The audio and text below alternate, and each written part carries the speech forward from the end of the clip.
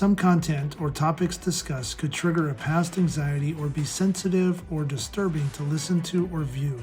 Please view and listen with caution. Hi, my name is Todd Blyleven. I'm one of the hosts of the Walking Tall podcast, and it's our mission to help all people that are down and depressed or dealing with some sort of trauma or mental health issue to learn how to stand back up and walk tall again in their lives. Please follow us on all of our social platforms, our YouTube channel, and check out our Walking Tall movement at www.walkingtallmovement.com. Now, here's our show. Welcome to season 2 of Walking Tall. And it's been a lengthy break for the three of us as we've taken a little summer siesta and reorganized, refocused, refreshed, and took care of ourselves. But that's not to say that we haven't had a great amount of effort put into Walking Tall, and we've all had a lot of great things happen to us individually. And we're here to highlight a little bit about that, update listeners on what we've done this summer and where we've been and where we're going. But Dr. LaRosa, throughout season 1, you talked quite often about the struggles your son Vito was having as he was going in and out of injury and trying to become a college athlete and play the game of baseball. And I know you've been following him around all summer to different tournaments, watching him play, doing some work with Helping Hands. So if you don't mind, just update us on you. People want to know where you've been, what you're up to, and where we're going. Yeah, well, I was in full baseball mom mode this summer, and I loved every moment of it. I used, some nice vacation time as I traveled around and lived in hotels. I lived your life for for the summer. I'll say, Todd, that sounds familiar. Yeah, and it was fantastic. So as you guys, as you know, and as everyone knows who was listening, he sustained a pretty serious injury, which kept him out of the game for a while and really crushed his soul. So when he came back in the very beginning of late June, early July, he came with a vengeance. And, that kid that was legging out balls, Todd, and, beating things out is now hitting home runs. He grew even more. He's faster than ever. And he just came out of the gate like the thoroughbred that he is. And, some colleges showed a good deal of interest in him, and ultimately he decided to accept a commitment to play for the Manhattan Jaspers. So nice. Yeah. So I remember that. I got to tell you, Todd, I don't know about you, but I remember the day I committed to the University of Iowa. And you probably remember the time you signed your professional contract, right? Like, it's just so exciting, and we're so excited for Vito. And what I want to say is, as we talked last season about his struggles mentally, it can't be overstated, I'm sure, Dr. LaRosa, the impact you had on him, not only as a support system, as a mother, but the professional which you are, helping to guide him through the mental struggles that we've heard about, but also had conversations with folks like Kyle Thousand and Amir Fakari, who had sports taken away from them due to injury. So how is he, and how have you helped him overcome that throughout the summer to be as successful as he is? Absolutely. You hear about it, but until you live it, you can't imagine the toll that it takes on someone's psyche when they cannot do the things that they love to do. We talked a little bit about that need for movement and athleticism, and without it, what it did to his young mind was very sad. And absolutely, we had to do a lot of talking and a lot of work to get him to realize Vito, the person first and the athlete second. He's not 100% reconciled with that thought process, because the athlete in him is what gives him the greatest joy. It's not going out partying with his friends. His idea of fun is going to the track or going to the gym with his friends, and or playing a game of pickup football like he did recently. That this is what enlivens his heart. So to take that away from someone is devastating. And I really feel as if the mental health aspect of what he went through was the biggest part of the growth that he showed. He even wrote his college essay surrounding, how he felt when he was left out of all the athleticism that he saw his friends do, and saw them growing stronger and closer together and having fun. And he was out of all of it. And he talked about how he had to keep his mind focused, and he had to still do well academically, because that was a piece of the puzzle in order to reach his goals with athletics. He knew that he still had to keep his head in the game with with his schoolwork. And I'm super proud of him for doing that, because that is not easy for him at all. And, he really did what a very mature 16-year-old in that situation would do. And he kept it up. He ended up with a good GPA, and he knows that this experience has taught him something about life. And I constantly reinforce it. And that is never give up, because you don't know the very next day when something great's going to happen. So he was interested in a few colleges, Manhattan being one of them, and emailed the coaches and told them where he was going to be for these showcases and tournaments. And little did we know that they were actually following him and watching him the few times that he did play. And, he went out one particular day, and it was the very first time that he ran the 60-yard dash after having the calcaneus fracture. And for him, the time was low, but he ran a 6.6 flat, and he said, you know what, I'm happy with that, because this is my first day back after, almost a 16-week injury. Yeah. And, so it's really, it was, and then of course he hit an opposite field home run and made a variety of plays and things, in the same few shows. Well, the thing of it is he's just so athletic, and, it's been a long summer, right? And we all have, whether it's professionally or as young athletes, have hurdles to overcome. And I will tell you, it's so funny you talk, Dr. LaRosa, about the absence of something that we're passionate about, whether we're young athletes. And I'll tell the two of you, I'm so excited to just start filming shows again with you both, because this has been so fulfilling for me, and not having it a part of my life over the summer has really been a detriment, and so I could understand, I haven't had the game of baseball taken away from me, but, we made a choice as a group to take a little bit of a break. And as a matter of fact, my therapist yesterday, and I say this with sincerity, she asked me like, hey, what's been happening with Walking Tall? Because you haven't talked much about it in sessions. And she's like, I've noticed a change in you since that, and I said, well, wait a minute, that just shows how powerful what we're doing is for all of us, but hopefully for listeners as well. And Todd, you have had a busy summer yourself. You've been focusing a lot on the Scout Hub and getting that business of yours up to where you want it to be. You've also been encouraging and walking alongside your son as he navigates his baseball career. And I want to say, most impressively, you gave a TED Talk.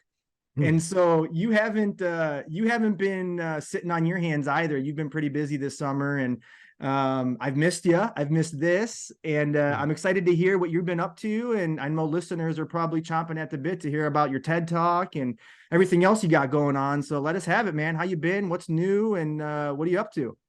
Yeah.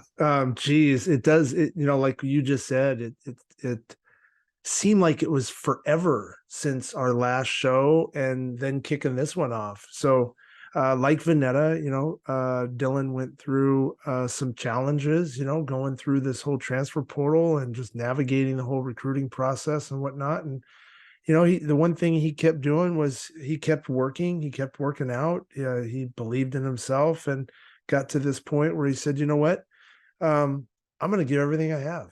I'm just going to go for it. And that's what he's doing. And so he's playing, and he's got a smile on his face. And, as a dad, that's the thing, as a travel ball parent, we look at our kids day to day. You look at it weekend to weekend, and you're always comparing, like, what, oh my gosh, he went 0 for 4, and oh God, the world's going to crash. Nobody's going to look at him, and all these things. And as time evolves, as you become a sports parent, all of a sudden you realize, like, all of that is super important in terms of teaching life lessons, like what Vito's learning and things like that, or what Dylan learned. But at the end of the day, man, he had a home run his second at bat at this college. He's down in Dallas. And the best part about the whole thing was they put him in a shopping cart, and they were wheeling him down the dugout, and all the players are like getting on him. And I was hoping you were going to say around the bases. I know, right? That would be awesome. I want that.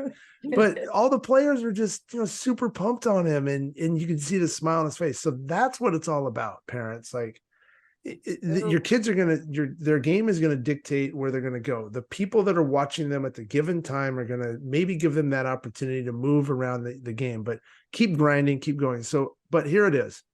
I've got my daughter that's a senior in high school struggling with that. Like, I do not want her to leave. I'm I want to write the school board and say, hey, you know that she's like a bad student and you should have her repeat year after year. Yeah. But I'm super proud of her. She's doing so many great things. She's, helping children with special needs. She serves at our church. She works for a family, helping them with their 2 children. She's just got this, I always say, like, she's got a heart bigger than Texas. And she's on her drill team. She made president of her drill team for the football. So it's really cool. Our football team's doing pretty good right now. So that's always fun. But yeah. And then personally, I've been, grinding away at the Scout Hub, being an entrepreneur, lifting that off the ground has been challenging over the last couple of years, but I think we're finally nailing it. I came to the realization that I'm not going to be able to compete with the big dogs and their big marketing dollars.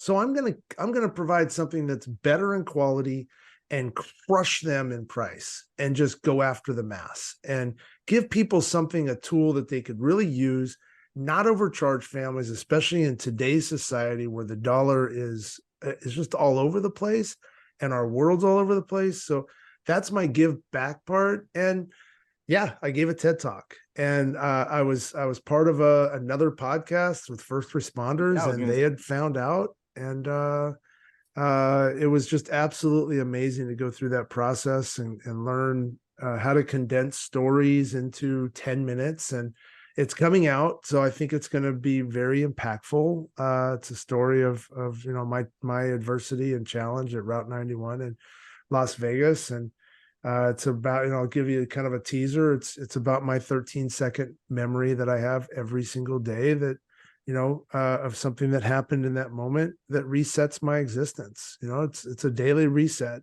of keeping things, balanced in my life in terms of my mental approach to where do I go to, do I get too high and is there too much drama coming in? Where do I back off? Where do I reset things? Because it can't get worse than what happened right there. And, unfortunately, like I have that memory, but we all have memories of that or of some sort of adversity, right? That reset us. Like we do not want to go back to that place. I don't want to not do these sorts of things that led me to this. So I'm going to not go in this path. I'm going to stay here. So yeah, it's been an interesting time, but man, I've missed this and I'm really excited to get going again. So talk about you, Chris.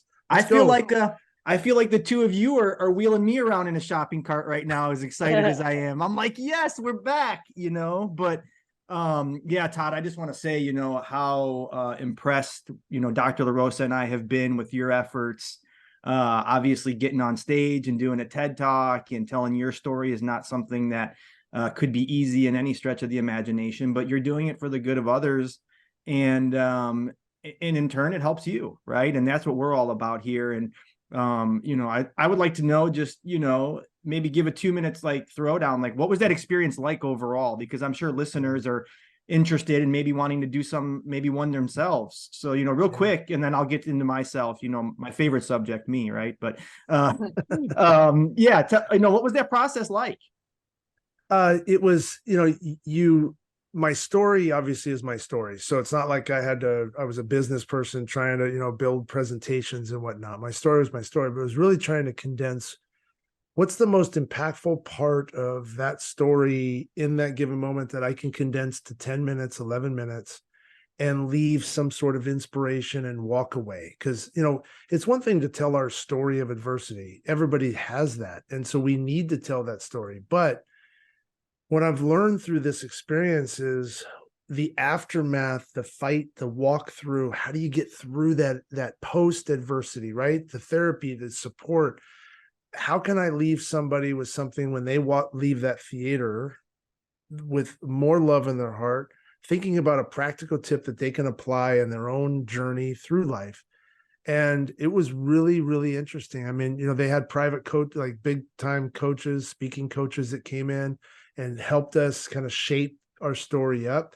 Mine, they kind of left me alone, other than I learned a lot from so many great, talkers. There was 24 people that gave a talk from all kinds of different backgrounds and diversities, and to hear some of the stories that they had. And some people really needed a lot of guidance, which I just sit back and listen and have these professional coaches on an open forum talk to these people. So it's cool. But I'll tell you what, like, I was third up on the day, and I had to run off to go to Woody. Woody and his wife they renewed their vows. So I couldn't stay for the whole thing. So I was one of the first 3 to get up. And so there I am. I'm in this green room area. It's a really iconic theater. It's really, really pretty. And they've got all the cameras and I mean, everything you can imagine, like in a full production. They've got all the lights and stuff. So I hop up on the stage and I just have to make sure that I say the first part and the last part. Like those are the parts I kept rehearsing in my mind. But man, so I get up there and I'm standing on that red dot and the lights are on you. And I just, some people gave me some advice, like just take a deep breath, relax, and then just start. And whatever comes out, I just prayed to God that I'm his voice.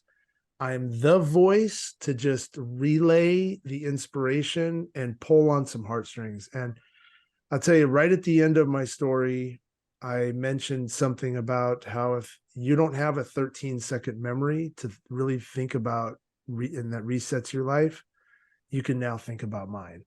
And at that moment, everybody in the audience just went, oh, and you heard this just exasperation of air. And I looked down and I saw 4 women crying. I looked over my right and I saw 2 men crying.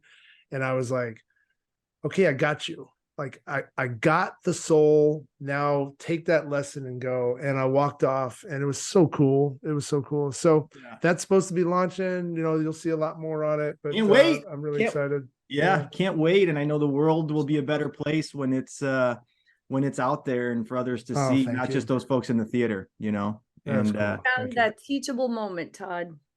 Well, right? Yeah. And what a great testament to the 3 of us, right? Anytime one of us get an opportunity, essentially it's the 3 of us getting an opportunity. Yeah.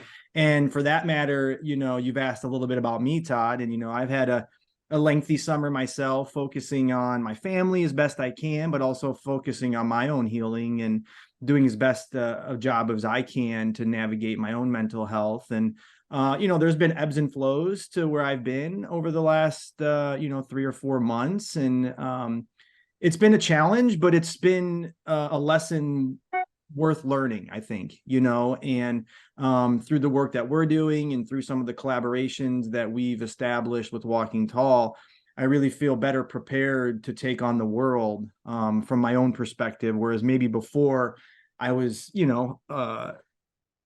harnessing things and I was trying to do it all myself and all those things that harm us. And so the summer's been instrumental for me to just understand how to live and understand who I am now. But as you guys said, I've been focusing a lot on Walking Tall and trying to cultivate as many opportunities and develop partnerships for the group and for the good of the world. And one thing I wanted to highlight was I thought was one of the cooler things we did this past summer is partner with the NWA and Billy Corgan of the Smashing Pumpkins to help raise money for Cooper Roberts, who was the youngest victim in my experience of the Highland Park, Illinois shooting. And being a wrestling fan and a music fan and obviously wanting to help people and being so personally impacted by Cooper's story, it made all the sense in the world for us to team up with Billy and the NWA and become a sponsor of HP Cares for Cooper. And it was just so great to see people smiling at that event.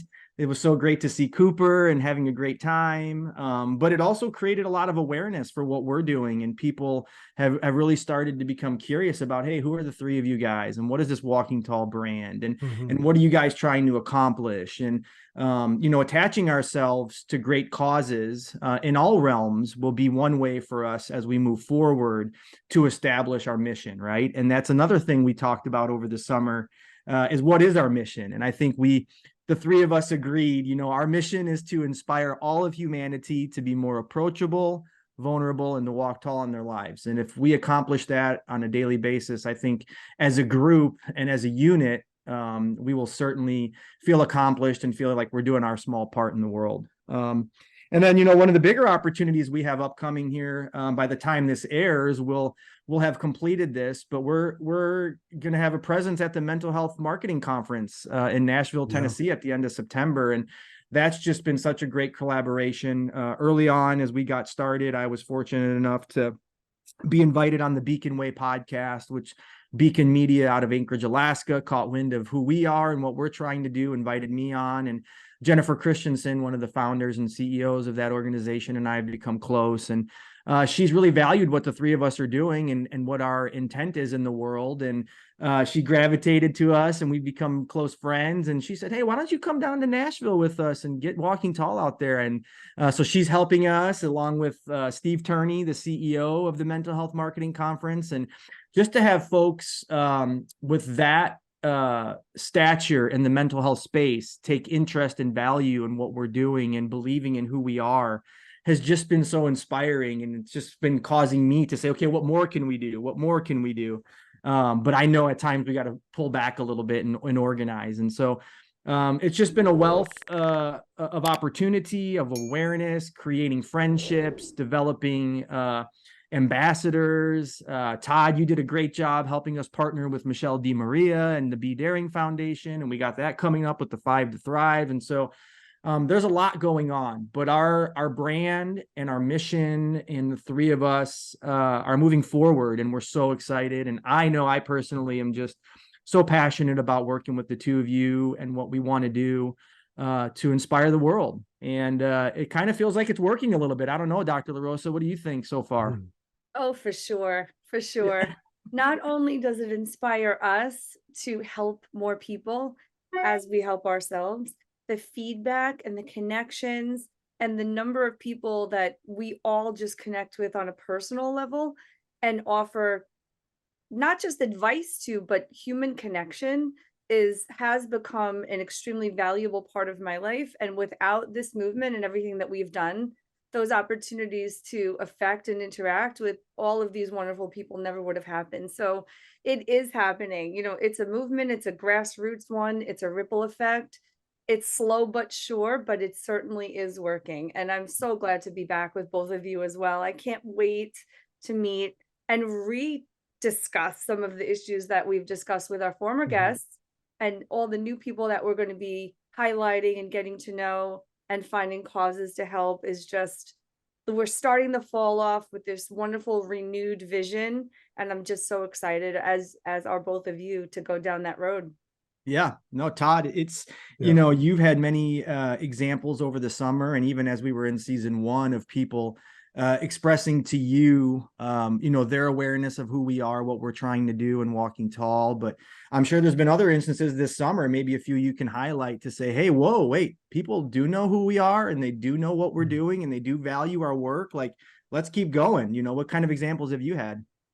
I mean, you know, it's really been amazing because, well, first of all, I want to highlight something. You know, us three bring a lot to the table in terms of our own skill sets, our backgrounds, our network. And I know I had to step away, which was a great break for me personally, just to be able to get my entrepreneurship up and running and focused. And you know, and I know Dr. LaRosa, you had to, like, you know, get Vito and you know, back to school, and we're all parents. But Chris, man, like, you kept grinding and you kept this, like, everything in the face of everyone. And I'm so proud of what you did, number one. So I want to publicly just make sure we say that, because you really have, you've kept it going, the stories, the impact, the connections. I mean, we've had some meetings and we can't talk about those confidential meetings, but we literally we had a conversation with one of the most iconic national governing bodies of sports. And we were in that room talking to someone else that was super iconic. So it's just cool. And that was because of this right here. Right. Yep. And so, yeah, so I'm writing a book, you know, I think I've mentioned that before on my life story, and Walking Tall was an introducer to a bunch of publishers that all talk about Walking Tall. So the movement goes beyond my story. It goes beyond your story. It's all about how this is resonating with people. And, you know, we've got our line. We're going to be doing a lot more with our clothing line. I think that's an opportunity for people to really put something on in the day. You know, I was in the closet today. I honestly did not wear this because of our show. I'm not, but I looked at it and I'm like, you know what? It just makes me feel good. Yep. I like it. I mean, I have this all the time. sitting here. I love this stuff. So Yep. I'm not trying to like sell it, but it makes you feel good. And it's got some cool sayings on the back. So we're going to be pushing that a lot. I think, I encourage people to help buy it. Here's my sales pitch on that part while I'm Yep. talking about it. Buy the stuff, wear it, promote Walking Tall, what that feels like, become vulnerable and approachable. Someone might ask you actually, hey, what is Walking Tall? Well, let me tell you, I went through something, and tell your story to that person, because all of a sudden, maybe that opens up a door where someone goes, you know what? That's so relatable to what I went through. Or, my sister's going through that same thing. Man, like maybe you guys should get together. Let me connect you. Do you mind? Or where'd you get that? And that creates money for us to be able to do what we do. But also, I think it's got a chance to really do something else with it too. So, so I'm super excited. I know, like we were talking about this, but the Walking Tall movement piece has been mentioned by so many people that I've interacted with, both on the sports industry, which we have ABCA, the American Baseball College Coaches Association. We're going to be there in January as part of their podcast Row. They called me yesterday, really excited for us to be there. Walking Tall is going to be there talking to coaches. So super excited. Yeah, no, and it resonated with me. I had a conversation, believe it or not, with a gentleman from Japan, and we were speaking, and he was asking me questions about Walking Tall. And, he essentially made the comment in a roundabout way, like, hey, just so you know, this is already bigger than you guys. And if you guys went away, Walking Tall would probably still exist. And that's how I know what we're doing is resonating with people, right? Because we now have people who are so bought into what we're doing on a healthy level that I really believe if the three of us stop doing what we're doing, that they would just carry us forward. And that's what it's all about, because we want to resonate with the world, and we can't do it all ourselves. Yeah. So it's been cool.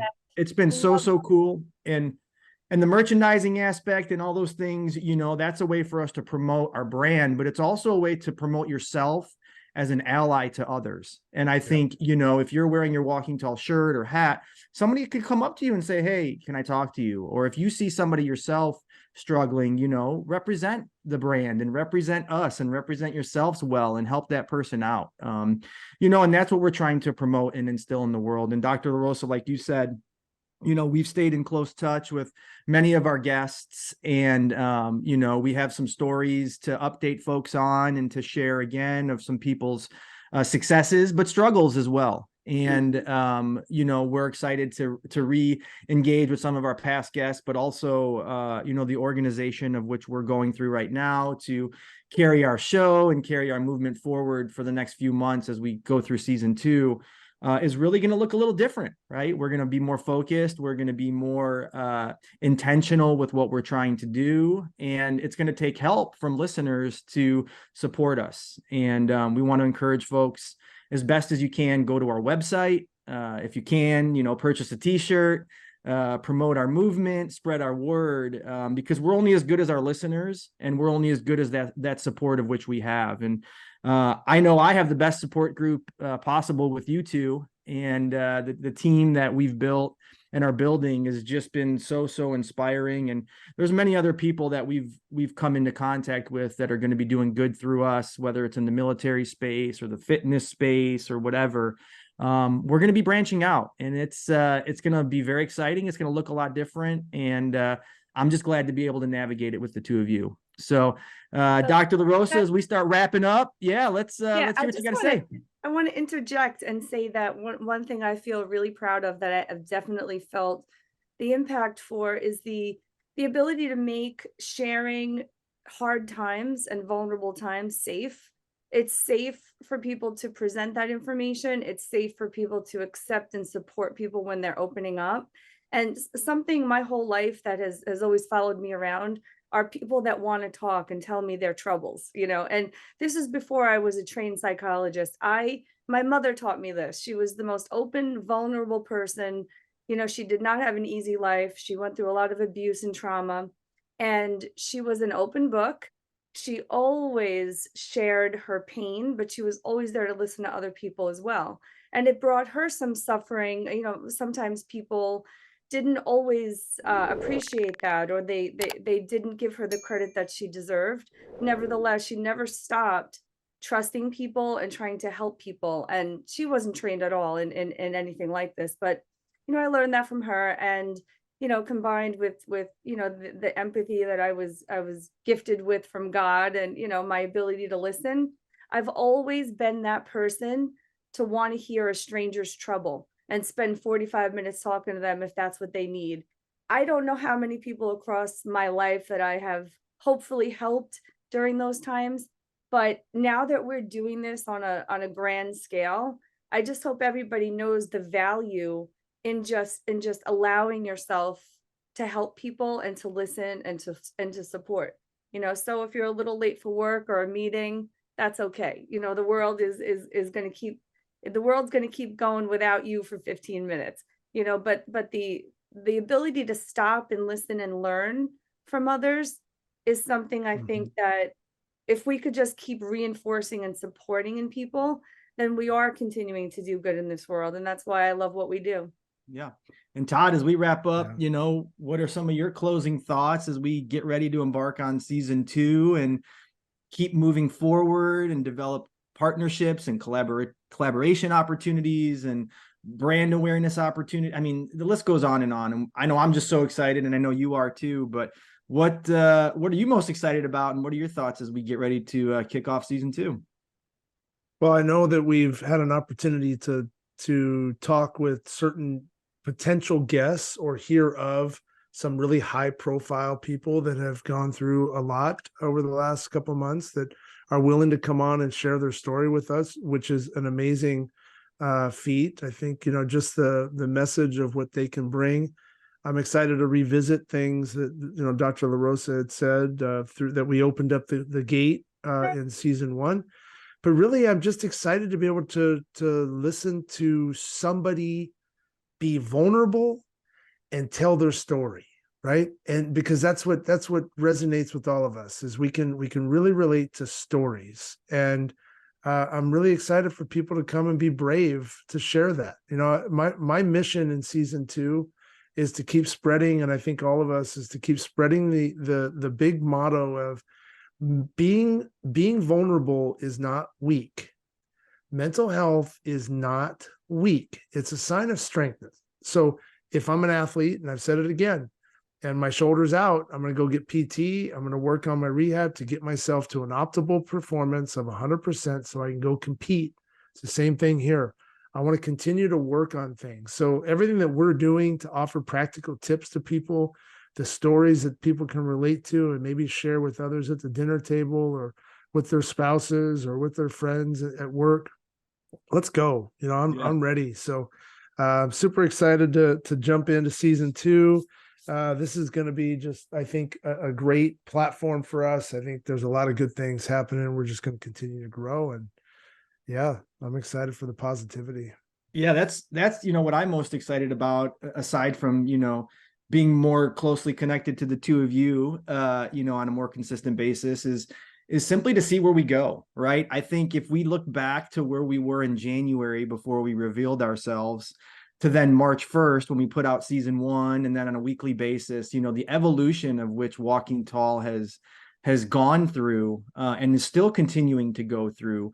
I'm excited for us to get settled, and I recognize that, the last 6 months or so have been somewhat chaotic, and by design, frankly. But now it's time for us to organize, to go forward in a manner that we can execute and that people could understand. And I'm just so excited about that. I'm so excited to carry our mission forward. I'm so excited to carry our brand forward, to help others, to meet new people. The list goes on and on of what has me excited about this movement.